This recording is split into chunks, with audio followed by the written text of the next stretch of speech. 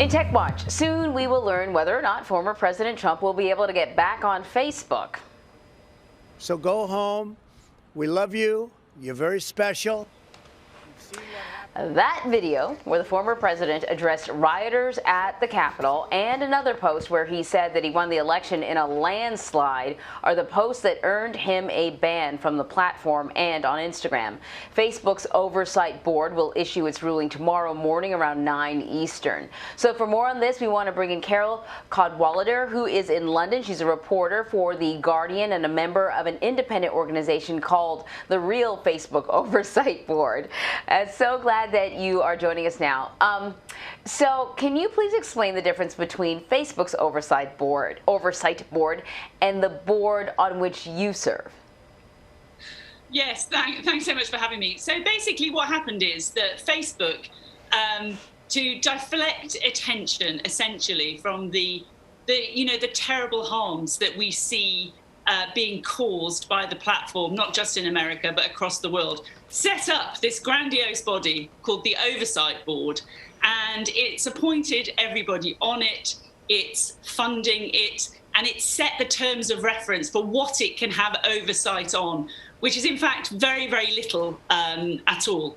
And so in response, we set up, there's a group of civil rights leaders and sort of leading tech scholars who got together ahead of the US election to launch the Real Facebook Oversight Board, essentially an independent body of experts, academics, and civil rights leaders to call out where they see the problems with what's happening on Facebook.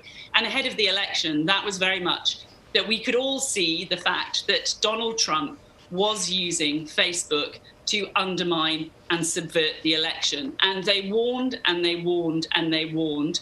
And of course, that is exactly what we saw happen. And so what's happened now is that Facebook finally, after 4 years, it banned Donald Trump from its platform. But that was after 4 years when he repeatedly, time after again, broke its own rules. But now, instead of just sort of saying, right, that's it, we have finally banned him. We acknowledge he broke the rules. It's too late, but we finally did the right thing. Instead, what they've done is they've handed over this huge decision with like enormous consequences to this sort of, as I say, this sort of board on the side, the Oversight Board. And fundamentally, it's hugely problematic, we think, because it's just outsourcing responsibility for the problems which are on its platform.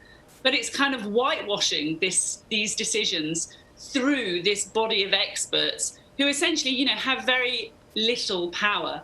And also they're sort of deflecting attention from one of the real harms of Facebook, which is not content moderation. The real harms are really its business model, these algorithms which we know amplify polarizing and hate content and lead to some of the impacts that we've seen across the world. Does that make sense? No, Carol, it makes perfect sense. And that was actually going to be my follow-up, Carol. So we know that the former president has not changed his tune. He continues to say, as he did in his statement yesterday, that the 2020 election was fraudulent, and he called it the big lie. And so I understand that he's the former president of the United States, but you pointed out something that's really, really important. It's not just President Trump that's out there with false claims or out-and-out lies on Facebook. There is so much content on that platform that is BS. And I don't understand how they can say, well, we're going to ban this one individual, regardless of who he is or who he was in a past life, but allow all this other stuff to go unfiltered into people's feeds. Explain that to me. Well, I think, you hit the nail exactly on the head there. Exactly. This is one person. What about all the other people who we know right now are spreading, mis and disinformation, who are inciting violence on Facebook's platform? I mean, look, Steve Bannon is still on Facebook. Steve Bannon is still on Instagram. He's still spreading lies about the US election, even though that we know that he was involved in the inciting of the insurrection on January the 6th. He had a group called Stop the Steal, which was organizing people around it. So it's this, it's this what Facebook wants us to do. It wants us to look over here, this is where we're taking action. Oh, aren't we great? Look, we've got this Supreme Court. And actually over here, nothing is being done. And less than nothing is being done. So, for example, if we're just talking about content moderation, which is what this board has been set up to look at, there are some really easy fixes which Facebook could do tomorrow, for example. It could employ more people to do content moderation. It could pay them better. It could just take responsibility, essentially, for what is being posted on its platform and what is in breach of its own rules. I mean, that's the kind of thing to remember here, is that Facebook has rules, and supposedly if you breach them, you get chucked off. But we know that doesn't happen, and that doesn't happen repeatedly. And that's not just Trump, it is all these other people as well. So Sorry. I was going to say, I think you made a really good point sort of in your first answer, where you pointed out that the real problem, has to do with the algorithms that amplify these voices in a way that normally they wouldn't. They would be screaming in the far corners of the platform, and they get shared over and over again. But I'm going to sort of argue the other side here a little bit. And even to what you said, Vlad, about what about all these other people? All those other people, you could argue, they're not the president. So even people who were critical of former President Trump did not like the idea of him being booted off the platform. German Chancellor Angela Merkel called his removal from Twitter problematic. Mexico's president said that he didn't like people getting their right to post taken away, whatever you want to call it. Maybe you don't have a right to post. Russian opposition leader Alexei Navalny even tweeted at the time that it was an unacceptable act of censorship. So, what do you say to critics who go, yeah, I know he's a former president, but he still has, a right to express himself, just like we all do. And, that's the nature of the platform. Where do you draw the line? He's a private citizen. I mean, any of us can say anything we like. I mean, Donald Trump can keep on making, inciting hatred and violence against communities in America. Fine, do what you like. He doesn't actually have to do that on a private company's platform. That is entirely up to this private company to make a decision on that. And to pretend that it's a nation state, to pretend that it needs a Supreme Court, is really a piece of theatre, essentially, by Facebook to pretend to draw us in with this kind of great spectacle and to make it somebody else's problem, when this is its problem. It has created this platform. It just needs to take responsibility for what's on it. And essentially that what we are seeing, this sort of, as I sort of said, the whole theatre of accountability is really a distraction. I mean, this is Facebook's PR machine. That is the thing to remember. This has come out of Facebook's PR and lobbying department. And it's a way of them saying, look, we're doing stuff. We don't need to be regulated. Don't smash us up. We're good. We're actually, we've got a Supreme Court now.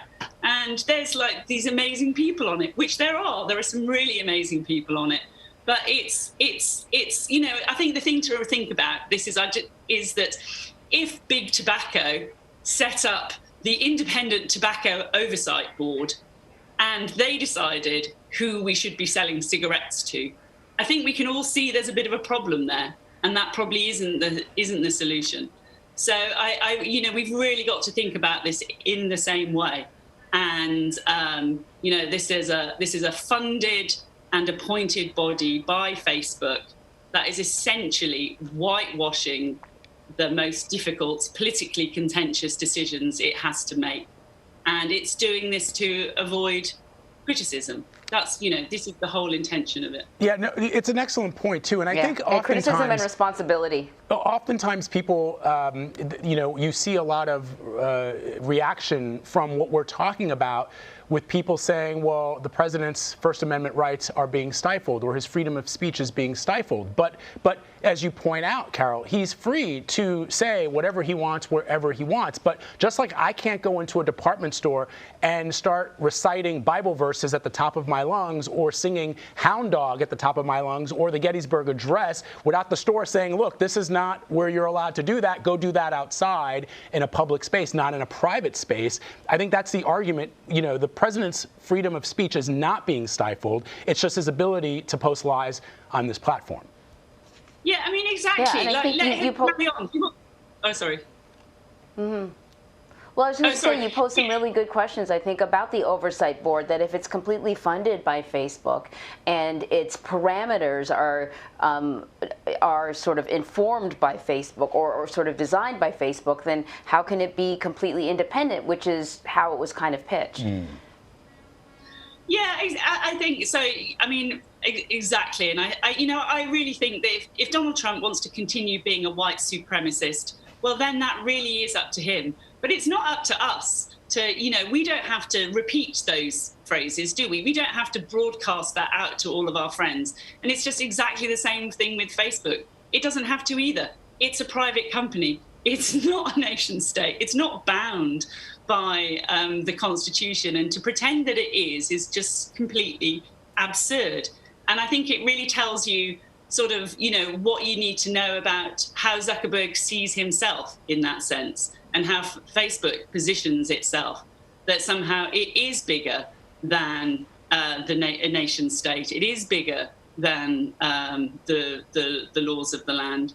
And so I think whichever way the verdict goes tomorrow, that is just the thing to remember, that it's PR spin, it's PR tactics. And I just really hope that, Americans don't fall for that, really. It's a fascinating discussion. Carol Cadwalader, thank you so much for being with us. Really, really, you could hear we could keep talking about this for quite some time. Really great. Thank you. Thanks so much for having me. Bye.